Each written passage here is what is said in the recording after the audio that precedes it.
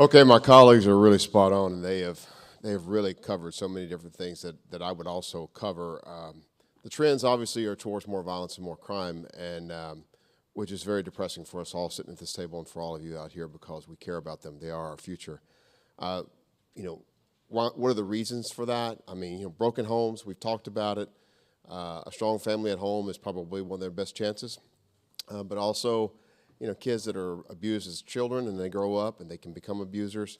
Mental illness, we've talked about that, substance abuse, lack of supervision and lack of opportunity. I think I heard a pastor say earlier, lack of hope and vision. I mean, if they don't see where they fit in, if they don't see how they're going to make a difference in the future, that opens that door. And when you're not around and when the parents aren't able to around, especially in high crime neighborhoods with poverty, where one or both parents are working and they're not able to be there, somebody's going to fill that gap with those kids. Probably the single biggest influencer on a kid getting into trouble is linking up with another kid that's already in trouble, and that's peer pressure.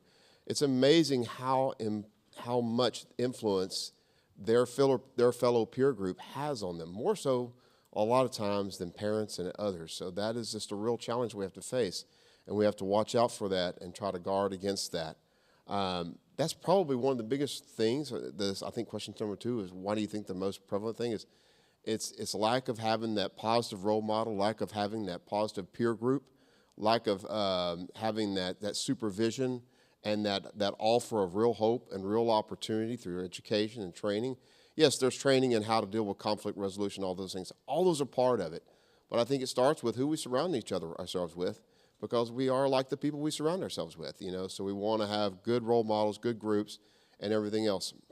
So when we talk about what the churches can do, number one is provide those opportunities for them. Get them into good group settings, have good role models. Last year, the City of Houston City Council, thank goodness, committed $2 million to a youth outreach, which is about mentorship and about credible messengers.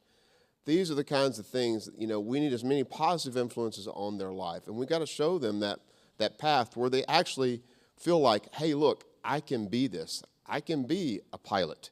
I can be a doctor. I can be all of these things. I can be a police officer or a firefighter, whatever the path they chose, all worthwhile. But if they don't see that, if they don't see in their life how they're going to get there, and we aren't showing them that way and creating pathways for them with the right kind of training and just the love and the care about them, then they're going to fall down the way of the easier path of least resistance. Because I assure you, out in a lot of our street areas, there are gang members that are funded by cartels coming across from all over the world, not just down south, and their whole goal is to recruit.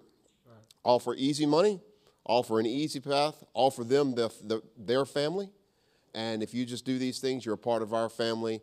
And that is very enticing, because we all know that youth they're not even truly completely developed in their younger years. It takes time.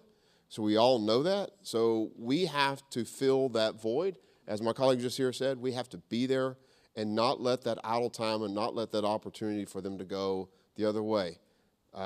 Social media is brought up, I will say again, several times by my colleagues. The ability to think that you're acting anonymously online. You're not. Okay, you're not, but they believe that they are, and a lot of things come in that way, and that stirs a lot more violence and everything.